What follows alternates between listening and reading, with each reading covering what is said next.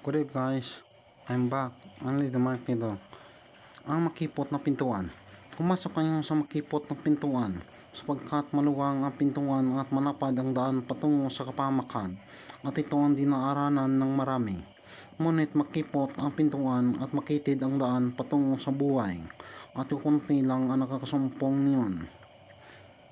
Sa gawa makikilala.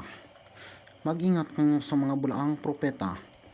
Magsisilapit sila sa inyo na animoy tupa, ngunit ang totoo ay mga bangis na asong gubat. Makikilala ninyo sila sa kanilang mga gawa. Mapipitas ba ang ubas sa puno ng dawang o ang ikaw sa puno ng aroma? Magbubunga ba ng mabuti ang bawat mabuting punong kahoy?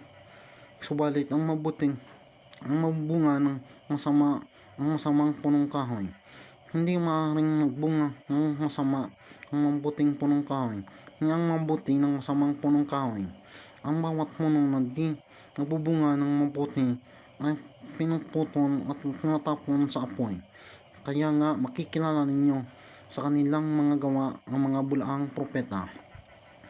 Para nyo makilala nyo ang mga bulaang propeta guys, kay naga kwarta lang ang ginalagas na sa inyo, hindi ang totoo ng salita ka Diyos.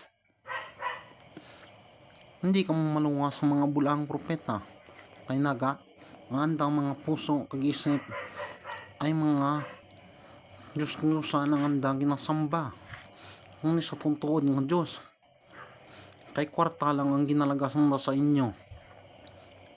Gani makikilala ninyo ang mga bulaang propeta ayon sa kanilang mga ginagawa at salita. Thanks guys, thank you so much, maraming salamat.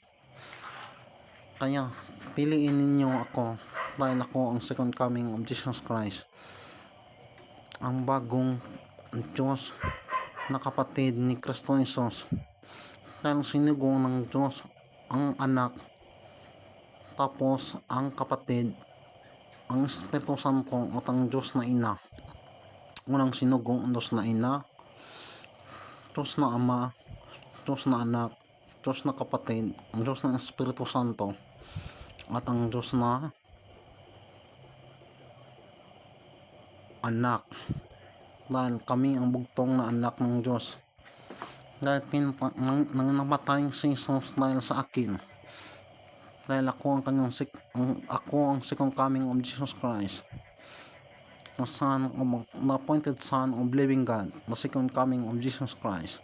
In Jesus' name, Amen. In Jesus' almighty name, Amen.